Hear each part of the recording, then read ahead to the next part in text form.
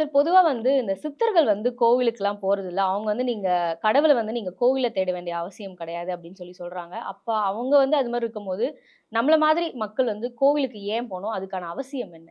சித்தர்கள் வந்து கோவிலுக்கெல்லாம் போக வேண்டியது இல்லன்னு சொல்லல. அப்படி பார்த்தா பகுத்தறிவ வந்து அன்னைக்கே சொல்லிக் குடுத்தவங்க சித்தர்கள் தான். நீங்க சொல்ற கேள்வியிலேருந்து நான் எடுத்துக்கிறேன். ஓகே. சித்தர்கள் வந்து கோயிலுக்கு போ வேண்டாம், இதுக்கு போ வேண்டாம் அப்படின்னு சொல்லியிருக்கிறாங்க.